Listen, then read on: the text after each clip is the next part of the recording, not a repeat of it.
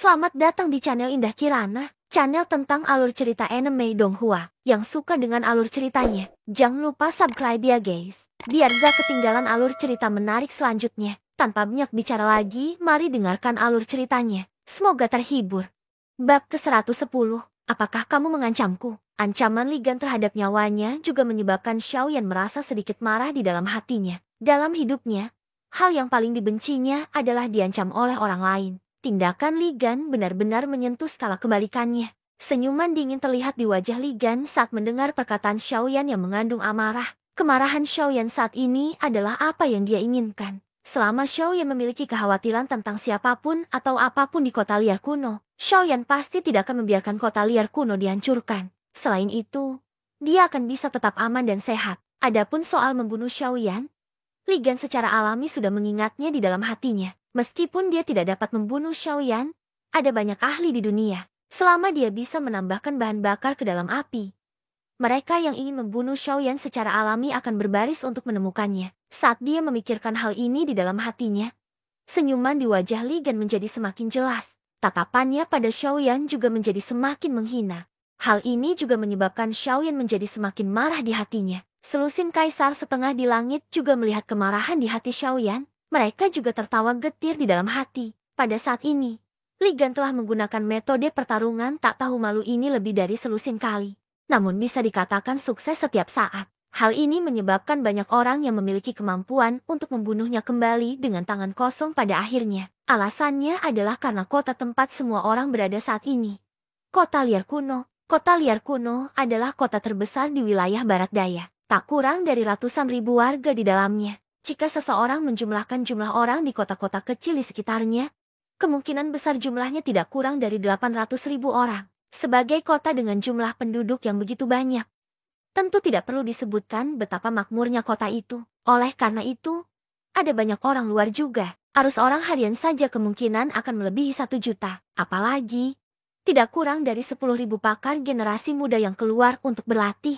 Oleh karena itu, tidak ada seorang pun yang tahu berapa banyak faksi yang ada di kota liar kuno. Namun, orang dapat memahami bahwa di balik orang-orang ini, pasti ada eksistensi yang tidak berada di bawah kelas bandi. Kemungkinan besar ada cukup banyak ahli kelas Dodi asli. Dan sekarang, kompetisi alkemi sudah ada di depan mata mereka. Kota hutan belantara kuno juga dipenuhi oleh kekuatan campuran dan elit.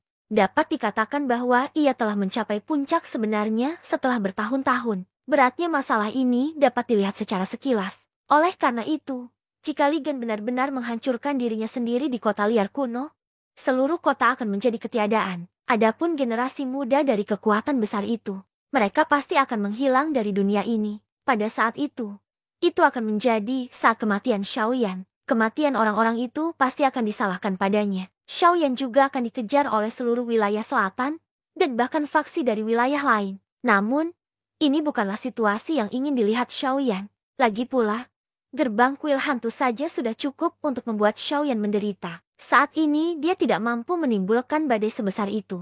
Mungkinkah dia akan membiarkan Ligan pergi begitu saja? Xiaoyan tidak rela dalam hatinya, karena dia telah menyentuh skala kebalikannya.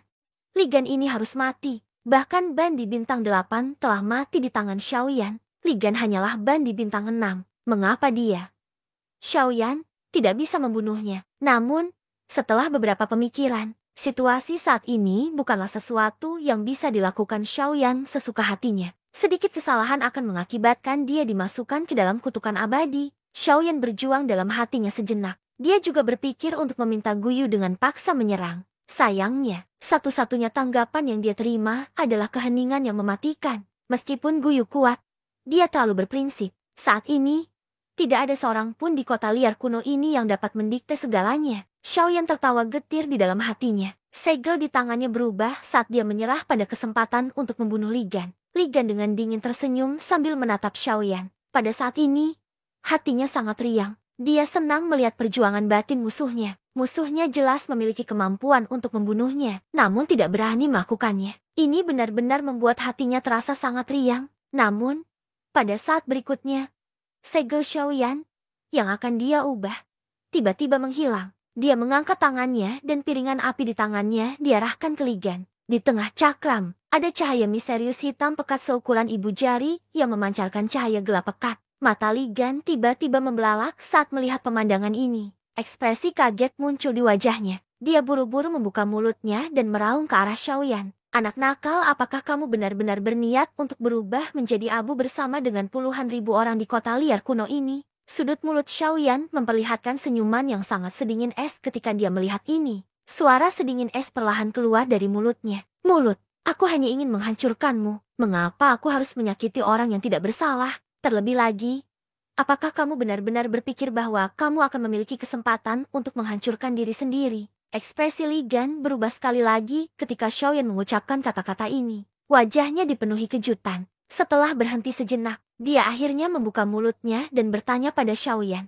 Apa maksudmu dengan ini? Xiaoyan sekali lagi tertawa dingin. Cakram api di tangannya berputar dengan cepat. Kekuatan api yang menakutkan menyebar dari cakram, menyebabkan ruang tak berujung menjadi sangat panas. Apakah kamu lupa bahwa di kota liar kuno ini, masih ada seseorang yang bisa membunuhmu dalam sekejap? Murid Li Gan tiba-tiba menyusut. Dia juga terkejut dengan kata-kata Xiaoyan sejenak. Seseorang yang bisa membunuhnya dalam sekejap. Mungkinkah orang yang dibicarakan Xiaoyan adalah orang itu? Sepertinya kamu juga sudah memikirkannya. Hati Li Gan bergetar. Dia tidak menyangka Xiaoyan akan menyeret orang itu keluar saat ini. Namun, itu segera digantikan oleh tawa dingin. Jadi bagaimana jika senior ada di kota ini? Masalah antara kamu dan aku tidak ada hubungannya dengan senior. Bahkan jika kota liar kuno ini benar-benar hilang, tidak akan ada salahnya senior sama sekali. Kamu ingin menyeret senior bersamamu. Benar-benar bodoh. Sudut mulut Xiaoyan menunjukkan senyuman lucu. Matanya berkedip saat dia perlahan membuka mulutnya dan berkata, saya tidak mengatakan bahwa Penatua Luo akan menyeret saya ke bawah bersama Anda. Saya hanya ingin meminta Penatua Luo untuk melindungi tempat pengasingan senior. Itu saja, HMP. Senior, itu bukan sesuatu yang bisa kamu katakan begitu saja. Tanpa menunggu suara Li Gan memudar, sosok tua sudah muncul di samping Xiaoyan. Melihat penampilannya, itu adalah ahli pandai besi, Penatua Luo. Saat Li Gan melihat Penatua Luo, ekspresinya berubah drastis. Dia tidak menyangka bahwa Penatua Luo akan benar-benar menggantikan bocah nakal yang hanya dia temui sekali. Perlu diketahui bahwa bahkan dia tidak pernah meminta Penatua Luo meninggalkan halaman kecilnya. Sebenarnya metode apa yang dimiliki bocah ini untuk menarik perhatian senior seperti Penatua Luo? Penatua Luo dengan santai menatap Li Gan, yang berada dalam kondisi menyesal dan mendengus pelan. Dia kemudian menoleh untuk melihat Xiaoyan yang ada di sampingnya. Dia mengerutkan bibirnya dan dengan lembut menegur Xiaoyan. Nak, lidahmu tajam. Jika bukan karena aku telah menerima bantuan darimu, aku tidak akan mengganggumu. Xiaoyan tersenyum malu-malu. Bagaimanapun, lelaki tua kecil ini akhirnya turun tangan. Hari ini, Li Gan tidak akan bisa lolos dari kematian. Ekspresi orang-orang di bawah yang tak terhitung jumlahnya langsung menjadi menarik ketika mereka mendengar kata-kata Luo tua. Bagaimana mungkin semua orang tidak tahu bahwa Xiaoyan mampu membuat Luo tua mengucapkan kata-kata seperti itu? Karena kasusnya seperti ini, harta alam langka macam apa yang diberikan Xiaoyan kepada Luo tua? Bersambung ke bab selanjutnya.